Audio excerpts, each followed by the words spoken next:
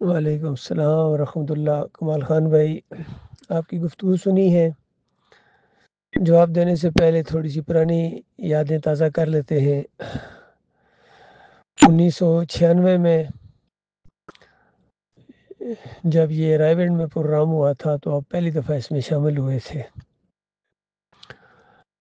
اس کے بعد ہم بلال گنج میں گٹھے رہتے تھے آپ کے کارخانے میں۔ ایک دفعہ میں آیا تو میری بڑی بیٹی اس وقت 3-4 سال کی تھی، تو اس نے میرے سے پوچھا یہ کون ہے؟ میں نے کہا یہ میرے دوست ہیں، کمال خان ہیں، ہمارے ساتھی ہیں، نئے ساتھی بنے ہیں۔ تو اس نے کہا ابو کچے ہیں یا پکے ہیں؟ تو آپ اسے اندازہ لگائیں کہ یہ جماعت کس طرح ہمارے دماغوں کے اندر، ہمارے خون کے اندر، ہمارے بچے 3-4 سال کی عمر میں یہ سب کچھ سیکھ گئے تھے۔ حتیٰ کہ جب آپس میں کھیلتے تھے اپنی کزنز وغیرہ کے ساتھ، ان کی کھیل بھی یہی تھی کہ کھانا پکاؤ، جلدی کرو، پروگرام شروع ہونے والا ہے، ساتھی آ رہے ہیں۔ یہ چھوٹے چھوٹے بچے کہتے تھے۔ اس کے بعد وقت گزرتا گیا، آپ کچے سے آہستہ آہستہ پکے ہوتے چلے گئے، اور پھر وقت وہ آیا حالات واقعات کے بعد کہ جس طرح محمد حنیف کے اندر یہ سجدہ تعظیمی کا شرک آیا، تو اس نے لوگوں کو بہت ڈرایا کہ اگر یوسف علیہ السلام کو سجدہ نہیں مانو گے تو اتنی آیتوں کا انکار ہو جائے گا، دین مکمل ہو چکا ہے، قرآن میں کوئی تبدیلی نہیں۔ اس طرح لوگوں کو ڈرایا اس نے، اور لوگ اس کے ڈر میں آ گئے۔ پھر اس نے نظم کا ڈنڈا چلایا، کیونکہ یہ اللہ تعالیٰ نے آزمائش کے طور پر کسی کو اگر ناظم بنایا ہو تو اس کے پاس یہ طاقت ہوتی ہے۔ اس نے پھر پرچے نکالے، باغی اور انتشاری کا اشتہار نکال دیا۔ اللہ اوپر عرش پر بیٹھا ہوا ہمارا مالک سب کچھ دیکھ رہا تھا کہ شیطان کا وار کس کے اوپر ہوا ہے، انتشاری اور باغی کون ہے، سب کچھ میرا مالک دیکھ رہا تھا۔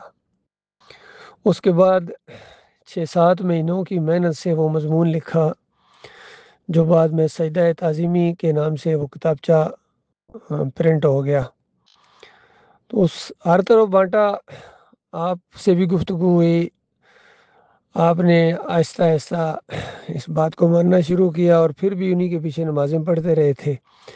تو میں نے آپ کو سمجھایا تھا کہ دیکھو، شرک کرنے والوں کے پیچھے نمازیں پڑھنا جائز نہیں ہے، آپ کی ہمیشہ کی آخرت برباد ہو جائے گی۔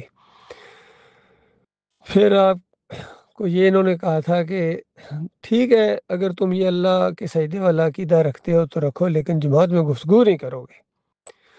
اس پر آپ نے ان کو کہا کہ گفتگو تو ہوگی، گفتگو تو کرنی پڑتی ہے، لوگ پوچھتے بھی ہیں۔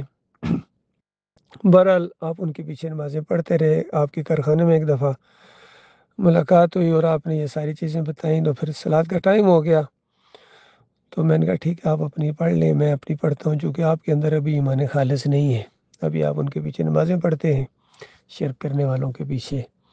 بہرحال اس میں آپ کو احساس ہوا، بعد میں آپ نے بتایا کہ آپ اس میں ہلے اور پھر مکمل طور پر ان کے اندر سے نکل آئے۔ اس طرح آپ نے ساتھ بھی دیا، میں اس کے لیے شکر گزار بھی ہوں، اور میں اللہ سے دعا بھی کرتا ہوں کہ آئندہ بھی اللہ تعالیٰ آپ کی رہنمائی فرمائے۔ پھر جب آپ کو ناظم بنانے کا معاملہ آیا تو چونکہ سب سے زیادہ قریبی آپ میرے تھے، آپ پر اعتماد کیا، اور آپ سوچ بھی نہیں سکتے تھے کہ آپ کو ناظم بنایا جائے گا، اور یہ اچھی بات ہے۔ آپ بہت ہی زیادہ گھبرا گئے تھے اور آپ نے کہا تھا کہ میں یہ چیز نہیں چلا سکوں گا، تو میں نے اس وقت آپ کو تسلی دی کہ میں آپ کے ساتھ ہوں، انشاءاللہ کچھ نہیں ہوگا اور یہ اللہ کا دین آگے بڑھے گا۔ یہ ساری معاملات ہوئے۔ پھر وہاں جو ایک دفعہ کرتبہ چوک میں پروگرام کینسل کرنے کا معاملہ ہوا تھا، تو راج الدین صاحب سے میں نے کہا کہ ابھی یہ گھنٹہ 1.5-2 گھنٹے دیکھیں، کمال خان صاحب سے بھی مکمل رابطہ ہونے کے بعد پھر اس کے کینسل ہونے کا اعلان کریں گے، چونکہ وہ انتہائی تیز آدمی ہیں۔ انہوں نے 10-15 منٹ بعد ہی پروگرام ختم کرنے کا اعلان کر دیا۔ پھر آپ سے بعد میں رابطہ ہوا، پھر آپ کو اس کی وجہ سے کتنا جھوٹ بولنا پڑا کہ آپ کی اجازت سے یہ سب کچھ ہوا ہے، حالانکہ آپ کو بعد میں پتہ چلا تھا، اور بعد میں آپ نے یہ بتایا بھی کہ ان کی وجہ سے آپ کو جھوٹ بولنا پڑا، اور کتنے لوگوں میں ناگواریاں پھیلیں، کتنے لوگ ہوئے، کہنے کا مقصد یہ ہے کہ آج جن لوگوں کے ہاتھوں میں کھیل رہے ہیں ان کا انداز یہ ہے، اور آپ اب بتا رہے ہیں مجھے کہ دین مکمل ہو گیا ہے، وہ اس میں کوئی دین اسلام اللہ کے ہاں، تو بھائی اس سے کس کو انکار ہے؟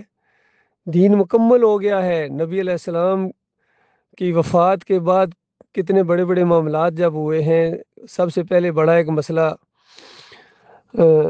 قرآن کو ایک جگہ اکٹھے کرنے کا جب معاملہ آیا، بے شمار قاری شہید ہو گئے تھے، تو عمر رضی اللہ تعالیٰ نے یہ مشورہ دیا کہ اس کو اکٹھا کر دیا جائے۔ تو ابو بکر صدیق تو پہلے بڑے گھبرا گئے کہ دین تو مکمل ہو گیا ہے، اور نبی علیہ السلام نے جو کام نہیں کیا وہ میں کیسے کر سکتا ہوں۔ بہرحال آہستہ آہستہ ان کا شرح صدر ہو گیا کہ دین کی حفاظت ہی کے لیے سب کچھ ہے، اللہ نے جو مکمل کیا ہے اور اس کی حفاظت کا ذمہ لیا ہے، اللہ نے اپنے بندوں کو استعمال کرنا ہے، انسانوں کو ہی۔ پھر اس طریقے سے معاملہ ہوا۔ پھر نبی علیہ السلام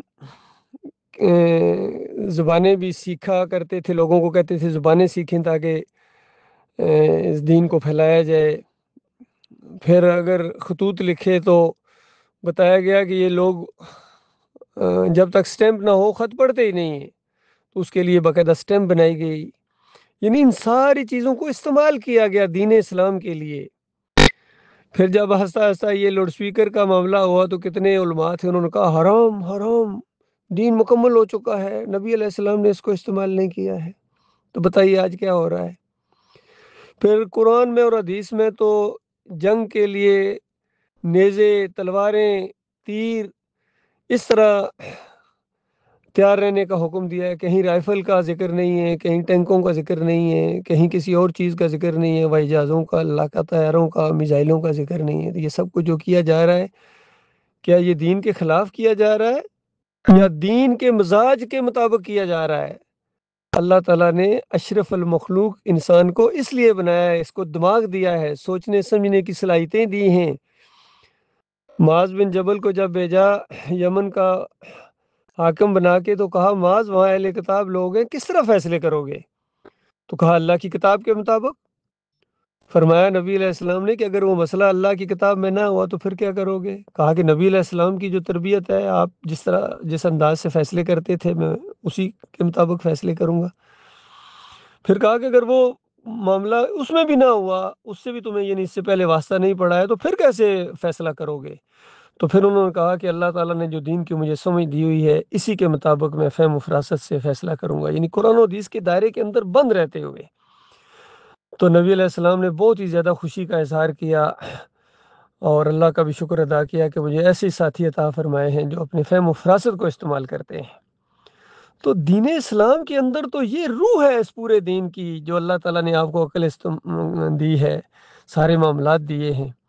تو اس کو استعمال کرتے ہوئے لاؤڈ سپیکر کا استعمال یا جدید اسلحے کا استعمال، جدید ٹیکنالوجی کا استعمال جو اس دور میں نہیں ہوا ہے، دین کی فروغ کے لیے، دین کی تبلیغ کے لیے، دین کے غلبے کے لیے یہ ساری چیزیں استعمال ہوئی ہیں۔ اور آپ کی اطلاع کے لیے 300 سال ترکوں نے پرنٹنگ پریس نہیں بنائی تھی، چونکہ علماء نے فتویٰ دیا تھا کہ قرآن کو مشین کے اندر سے گزارو گے یہ تو گستاخی ہو جائے گی، توہین ہو جائے گی، بس ہاتھ سے خوبصورت طریقے سے اس کو لکھا جائے، چونکہ نبی علیہ السلام اور صحابہ کے دور میں تو ہاتھ سے لکھا جاتا تھا۔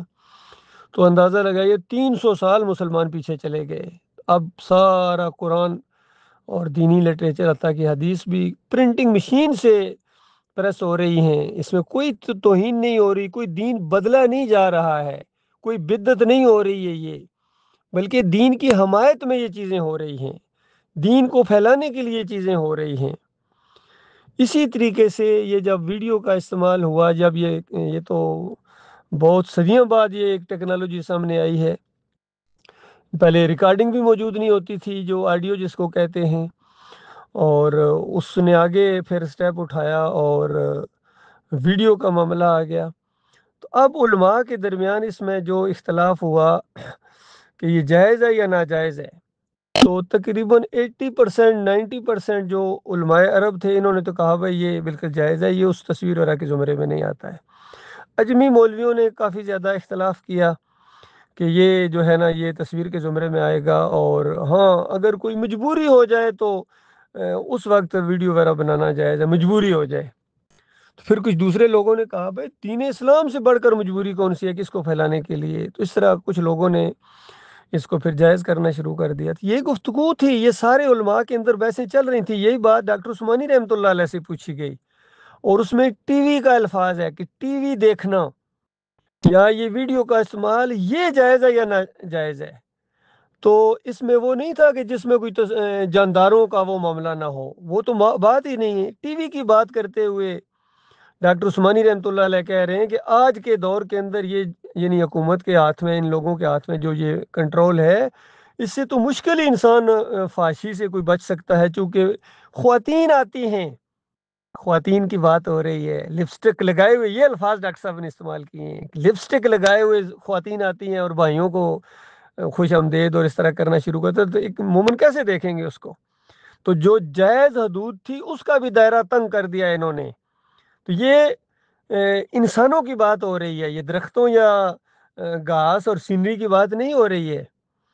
تو اس کے بعد ڈاکٹر صاحب کہتے ہیں کہ میری تحقیق یہ ہے، میرا خیال یہ ہے، میری رائے یہ ہے کہ اگر اس میں فحاشی نہ ہو، یعنی ٹی وی کے اوپر اگر فحاشی نہ ہو اور ویڈیوز کے اندر اگر فحاشی نہ ہو، تو ایمان اور اسلام کے لیے یہ جائز ہے اور تصویر کے زمرے میں نہیں آتا ہے۔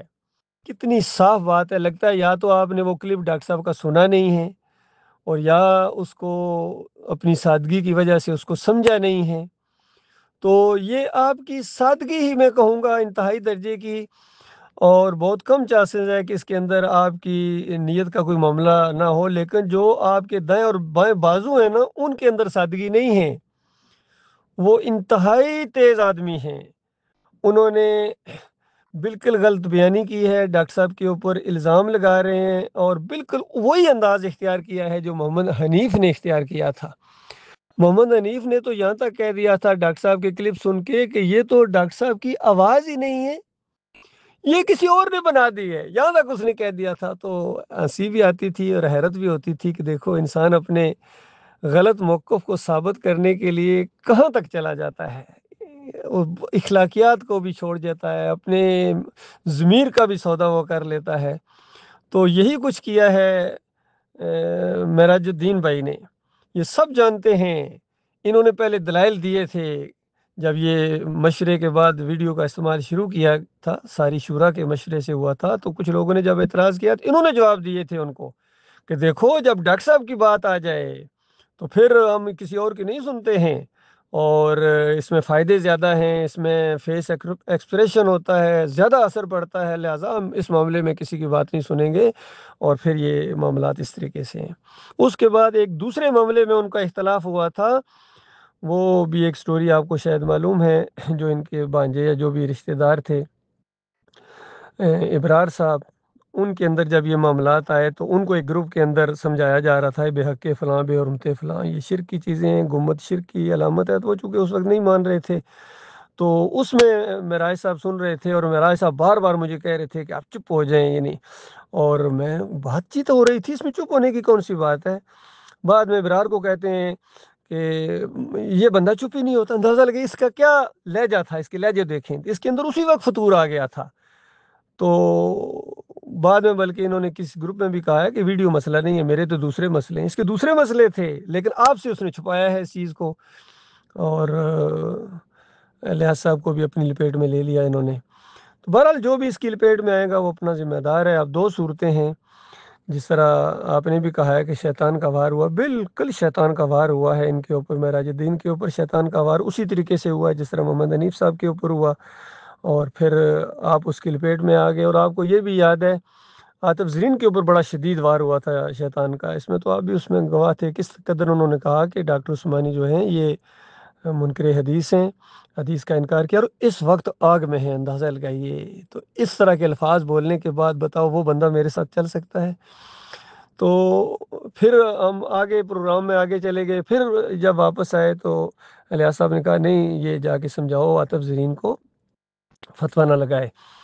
چونکہ وہ فتویٰ لگاتا تھا کہ یہ حرام ہے، اور جو ویڈیو بنائے گا وہ یعنی جیسا ڈاکٹر صاحب تک اس نے فتویٰ لگا دیا تھا، تو آپ تقریباً آدھی رات تک اس کو سمجھاتے رہے بار بار. جب میں بیچ میں وقفہ ہوتا تھا میں پوچھتا تھا کہ کچھ سمجھ میں آئی، کہتے تھے نہیں. تو آپ سمجھاتے رہے تھے. تو آخر میں کیا ہوا، پھر دوسرے دن بجائے اس کے کہ آپ اس کو سمجھاتے، آپ خود سمجھ گئے، آپ خود اس کی باتوں میں آ گئے. کیونکہ رابطہ تھا معراج الدین کا آپ کے ساتھ، تو وہ پہلے سے پوری طرح تیاری کر کے بیٹھے ہوئے تھے، انہوں نے اس چیز کو کیش کر لیا. تو یہ سارے معاملات اس طریقے سے ہوئے ہیں. اب دو باتیں ہیں، یا تو آپ انتہائی سادہ ہیں اور یہ سادہ سادہ باتیں آپ سمجھ نہیں پا رہے ہیں دین اسلام کی حمایت کے لیے، اور پھر ڈاکٹر صاحب کی رحمۃ اللہ علیہ کی بھی سادہ سی بات آپ کی سمجھ میں نہیں آئی ہے. تو اتنے جو سادہ ہوں وہ ایک دینی جماعت کی، خاص کر وہ جماعت جو غلبہ اسلام کے لیے اٹھی، اس کی قیادت کیسے کریں گے؟ یہ دنیا بڑی تیز ہے. تو اس کے لیے بندے کو علم بھی ہونا چاہیے، فہم و فراست بھی ہونا چاہیے، اور تھوڑا سا تیز تراز بھی ہونا چاہیے، اور پھر اللہ کے ساتھ مخلص ہونا چاہیے. یہ ساری چیزیں جب اکٹھی ہوں گی تب یہ جماعت آگے چلے گی، اور اس کی قیادت ایسا آدمی جو کرے گا. تو اسی وجہ سے دیکھیے، جب آپ نے انتہائی اپنی سادگی اور معصومیت کا معاملہ کیا، حالانکہ آپ کو میں نے بڑا سمجھایا وہاں، اور آپ کو پوری طرح کہا کہ آپ اپنی ہمت دکھائیں، سٹینڈ کریں اس معاملے کے اوپر، اور آپ کے لیے بڑا آسان ہے، سارے طریقے بتائے، لیکن آپ کے دماغ میں وہ چیزیں نہیں ہیں. تو دونوں صورتوں میں یاد رکھیے، کیونکہ 99% تو چانسز ہیں آپ کے بارے میں، میرا یہی خیال ہے کہ آپ کے اندر سادگی ہے، شرافت ہے، اور 1% چانس ہو سکتا ہے کہ آپ کو پتہ تو چل گیا، لیکن چھوٹی سی نازمیت کے لیے، اس کے لیے آپ نے پورے دین کا رخ بدلی کر دیا، سارے سسٹم کو تہہ بالا کر دیا. اور جو دوسرے لوگ ہیں ان کے اندر تو پوری طرح یہ معاملہ ہے کہ شاطر لوگ ہیں، اور آپ کو انہوں نے اپنی لپیٹ کے اندر لے لیا. دونوں صورتوں میں مجرم ہے، یاد رکھیے، دونوں صورتوں میں مجرم ہے. انتہائی سادہ ہے تب بھی مجرم ہے، اور کیونکہ سادہ سی بات آپ کی سمجھ میں نہیں آئی، اور اگر سمجھ آ گئی ہے اور پھر بل ادھر ادھر، کیونکہ یہ معاملہ بھی ہے. کئی دفعہ میں نے، جب ہماری آخری میٹنگ ہوئی تھی تو میں نے کہا تھا یہ ساری چیزیں لکھ لیتے ہیں، تو معراج الدین کا فون آیا، اس نے کہا کہ نہیں، لکھ کے نہیں دینا ہے. تو بتائیے، یہاں بھی دل کے اندر جب چور ہوتا ہے، انسان جھوٹا ہوتا ہے، تو وہ چیزیں نہیں لکھ کے دے سکتا ہے. تو یہ ساری چیزیں آپ کے سامنے ہیں. اب آپ جانے اور آپ کا کام جانے، میرا کام تو سمجھانا ہے. میں تو ہر ایک کو سمجھاتا رہوں گا، اپنے ساتھیوں کو سمجھاتا رہوں گا کہ دیکھو یہ جدید ٹیکنالوجی کا دور ہے، یہ بالکل اس کو سوشل میڈیا کے اوپر بھرپور طریقے سے ہماری دعوت آنی چاہیے. کھل کے اریاں دعوت ڈاکٹر صاحب کہا کرتے تھے، تو کھل کے اریاں دعوت ہوتی ہے جب بالکل بندہ میدان میں آ جائے اس انداز سے. باقی زیادہ زیادہ آپ کے پاس آ رہا ہے کہ وہ ڈاکٹر صاحب نے کیوں نہیں بنوائی، ڈاکٹر صاحب نے کیوں نہیں بنوائی. یہ کوئی بات ہے کہنے کی؟ بات تو ہمارا اختلاف جائز اور ناجائز اور حلال اور حرام کے اوپر ہے. تو یہ آگے بات کی جا سکتی تھی کہ بنانے میں زیادہ فائدہ ہے یا نہ بنانے میں زیادہ فائدہ ہے. یہ اجتہادی مسئلہ ہے، تو اس پر گفتگو ہوتی. لیکن آپ لوگوں نے تو شروع میں حلال اور حرام کہنا شروع کر دیا. اس وقت میں نے کہا تھا حلال حرام نہ کہو، یعنی حلال ان چکروں میں نہ پڑو، جائز اور ناجائز. پھر جب ناجائز آپ کہتے تھے تو پھر میں کہتا تھا کہ ڈاکٹر عثمانی تو جائز کہہ رہے ہیں، آپ سب جانتے ہیں، ان سے قسم اٹھا لو کہ کیوں نہیں. ڈاکٹر صاحب کا انہوں نے وہ کلپ سنا ہے یا نہیں سنا ہے کہ ڈاکٹر صاحب کہتے ہیں جائز ہے؟ تو ان سے قسم اٹھائیں. آپ بھی یہی کہتے تھے شروع میں کہ دیکھیں ارشد صاحب، ان لوگوں کی سمجھ میں یہ بات نہیں آ رہی ہے، جب ان کو سمجھ میں آ جائے گی نا تو پھر آپ کا موقع، ڈاکٹر صاحب کا موقع بالکل ٹھیک ہے، اس وقت آپ شروع کر دینا. اس طرح کی باتیں بھی ہوتی رہتی تھیں. تو یہ ساری باتیں آپ کے سامنے ہیں. اب میں تو اللہ کے دین کا یعنی محتاج ہوں، اور اللہ کے دین کی تبلیغ کے لیے میں آپ لوگوں کی بات نہیں مان سکتا ہوں، کہ چونکہ آپ کو یہ بات سمجھ میں نہیں آئی ہے، یا آپ اس معاملے کو. اور یاد رکھیے آخری بات یہ بھی ہے کہ چونکہ یہ توحید کا معاملہ ہے، ایمان اور اسلام کی بات ہے، کوئی شادی بیاہ کی ویڈیو کی بات نہیں ہو رہی ہے. ایمان اور اسلام کی سربلندی کے لیے جو توحیدی ویڈیوز ہیں، ان کو راستہ آپ روکیں گے، اللہ کے ہاں بڑی مشکل میں پڑ جائیں گے، بڑی مشکل میں پڑ جائیں گے. اور اتنا بڑا آگے معاملات ہونے والے ہیں، جو دین پھیلے گا اللہ کے فضل و کرم سے، اس میں سے آپ کا کوئی حصہ نہیں ہوگا جو اس کے حق میں نہیں ہے. ہاں، ڈاکٹر عثمانی رحمۃ اللہ علیہ جو کہ فتویٰ دے کے گئے ہیں، اس میں ان کا بھرپور حصہ ہوگا. قیامت تک جو یہ سلسلہ چلتا رہے گا، آڈیوز کے ذریعے، ویڈیوز کے ذریعے، لٹریچر کے ذریعے، جس انداز سے بھی توحید کی دعوت دی جائے گی، اللہ کے اس مخلص بندے کے نامہ اعمال کے اندر یہ سارا کچھ جائے گا. لیکن جو اس کے خلاف ہیں، پہلی بات تو یہ ان کے حصے میں نہیں ہوگا. دوسری، یہ بڑی مشکل میں ان سے پوچھ ہوگی، بہت زبردست پوچھ ہوگی، ہر چیز کا چونکہ فیصلہ ہوگا.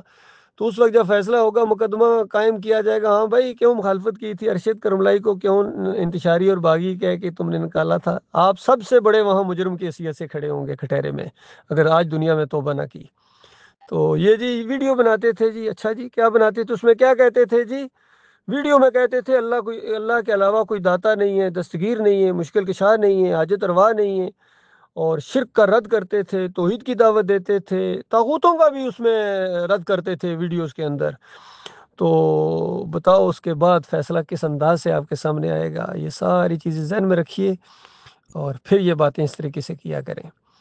باقی جب کبھی آپ کو اس چیز کا احساس ہو جائے یا دوسرے لوگ ہیں ان کو احساس ہو جائے تو اس وقت اللہ سے توبہ استغفار کریں، معافی مانگنے کے بعد پھر میرے پاس آ جانا، انشاءاللہ میں آپ کو ساتھ رکھوں گا آپ کے جتنا من، لیکن ابھی کسی ذمہ داری کے اوپر میں آپ کو نہیں، کسی کو یہ جتنے ہیں سوال ہی پیدا نہیں ہوتا ہے۔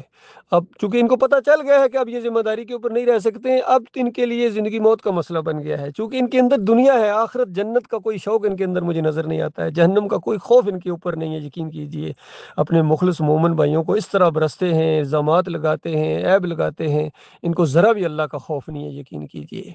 ہر مہینے ڈیڑھ بعد کوئی نہ کوئی مسئلہ بنا کے تو یہ اپنا وہ چرب زبانی اور گالی گلوچ اور اس طرح کی چیزیں شروع کر دیتے ہیں۔ میں تو ناشائستہ زبان کو بھی گالی گلوچ ہی کہتا ہوں، کیونکہ ان کا تو ماحول ہی ایسا تھا، اس کو وہ مجبور ہیں اس چیز سے، ان کے اندر یہ وہ چیزیں ہیں، انہوں نے اپنی تربیت نہیں کروائی ہے، اور یہ بدترین شاگرد میرے نکلے ہیں، یہ دونوں میرے شاگرد تھے لیکن یہ بدترین شاگرد ہیں۔ اس معاملے میں انہوں نے بہت ہی زیادہ جماعت کے ساتھ یعنی دھوکہ کیا ہے، ڈاکٹر عثمانی رحمۃ اللہ علیہ کے ساتھ خیانت کی ہے، اور پیٹھ کے اوپر خنجر گھونپا ہے انہوں نے ڈاکٹر عثمانی کے موقف کے اوپر، اور محمد حنیف کی تائید اس معاملے میں کی ہے۔ محمد حنیف نے عقیدے کے معاملے میں بھی ٹھوکر کھائی ہے اور عمل کے معاملے میں بھی ٹھوکر کھائی ہے۔ تو ایک بات محمد حنیف کی مان لینا اور دوسری بات یعنی جو ڈاکٹر عثمانی رحمۃ اللہ علیہ کی صحیح بات ہے اس کو نہ ماننا، یہ کوئی عقل مندی نہیں ہے۔ سجدے کے معاملے میں بھی سجدہ تعظیمی کہہ کے انہوں نے بہت زیادہ نقصان پہنچایا جماعت کو، وہاں تو عقیدے کی خرابی آ گئی، اور یہاں ویڈیوز وغیرہ کو تصویر کے زمرے میں کہہ کے محمد حنیف نے تبلیغ کو بہت زیادہ نقصان پہنچایا ہے، اور کہا کرتے تھے کہ تبلیغی جماعت والوں کی طرح، اور ڈاکٹر عثمانی رحمۃ اللہ علیہ کہا کرتے تھے صحابہ کرام کی طرح، کتنا فرق ہے۔ تو آپ کا یہ کلپ میں نے سنا ہے، بالکل یہ تبلیغی جماعت والا انداز ہے، اس سے نکلیں آپ باہر، مجاہد بنیں، اللہ کے راستے کے مجاہد بنیں، آگے بڑھیں اور دین حق کا ساتھ دیں، اور چند لوگوں کی وجہ سے اپنی آخرت ہمیشہ کے لیے تو خیر برباد، عقیدے کی خرابی اگر نہیں ہے تو نہیں ہوگی، لیکن کچھ عرصہ بھی اگر جہنم کی آگ کے اندر ڈال دیا اس توحیدی بیانات، توحیدی ویڈیوز کی مخالفت کرنے کی وجہ سے، تو بڑی مشکل میں پڑ جاؤ گے۔